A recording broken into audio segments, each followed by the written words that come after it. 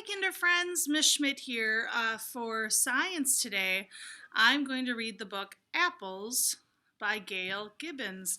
Gail Gibbons is an author. She writes a lot of nonfiction books, and nonfiction books are books that about things that are true. So she'll write about different science things, different animals, lots of stuff. So she wrote this book about apples by Gail Gibbons, because we are learning about apples this week. An apple is a fruit. It grows on an apple tree. Apple trees grow in more parts of the world than any other fruit tree. They have been in existence for about 2 million years. Wow. The first American colonists brought apple seeds and seedlings with them from England. As the colonists moved westward, they brought apple seeds and seedlings with them. Some settlers found that Native American Indians had already brought apple seeds west and had apple trees growing near their villages. Many times during the early 1800s, John Chapman traveled throughout the wilderness of Ohio, Pennsylvania, and Indiana planting apple seeds. He also gave seeds and seedlings to the settlers there. He became known as Johnny Appleseed. You might have heard of Johnny Appleseed before. Some apples are grown at home, but most are grown commercially. Commercially means that they'll be sold at stores or in a market or something. Each year, about 250 million bushels of apples are grown in the United States, and about 28 million bushels are grown in Canada. A few summers ago, I went to the state of Washington and drove up through to Canada on a little trip, and we drove through. Washington is known for all its apples, and we drove through tons of apple orchards, and so we saw huge crates of apples. And in Minnesota, we grow a lot of apples too, but Washington, the state of Washington, there was a lot to see. An apple is a firm, crisp, fleshy fruit with a hard center called a core.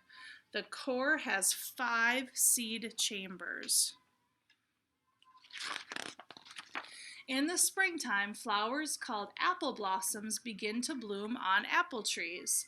Each blossom has to be pollinated in order for an apple to grow. The blossoms are usually pollinated by insects or the wind. Bees are important pollinators.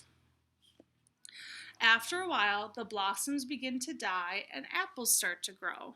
They look like that when they start. Throughout the warm summer, the little apples grow bigger and bigger. During the late summer, early fall, the apples ripen. When the trees are loaded with ripe apples, it is harvest time. Workers pick apples by hand. It's a lot of work. Some are shipped to stores. Some are used to make apple juice, apple cider, apple jelly, apple sauce, and lots of other apple products. Some are sold in baskets at roadside stands. Maybe you went and bought some apples at a roadside stand. During the fall, it is fun to go apple picking.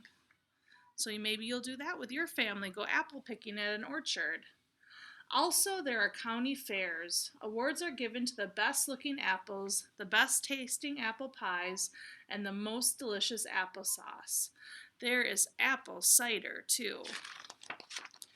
During Halloween, there are caramel apples and candy apples. Some people bob for apples. When winter arrives, the apple tree branches become bare. The trees will become dormant until the next spring. Dormant means alive, but not actively growing. So the trees aren't dead, they're just not growing anything new. The trees will become dormant until next spring, when the trees will produce a new crop of apples. And then here are some common kinds of apples. We have a Rome Beauty, Macintosh, Red Delicious, Golden Delicious. the Jonathan, Stamen, York, and the Granny Smith. Apples have many tastes ranging from sweet to tart. All apples are different shades of yellow, green, and red, or a mix of all the three colors. My favorite apple is the Honeycrisp. I could eat a million Honeycrisp apples. I think they're so good. And they were invented right here in Minnesota. An apple tree will not grow apples until it is about 5 to 8 years old. Each spring, the tree branches are trimmed. This is called pruning.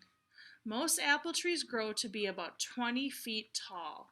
The soil around the tree should be fertilized. The pruning and fertilizing help produce lots of good apples. Then here is make your own apple pie with the help of an adult. And then here's how a cider press works. They put the apples up here and it gets ground and squished and pressed and turns into apple cider. There are thousands of varieties or kinds of apples. There's some more kinds of apples. They are nutritious and delicious. The end. So I'm going to have an activity for you where you label the parts of an apple. So look for that on the Seesaw page, and I hope you have a great rest of your day. Bye.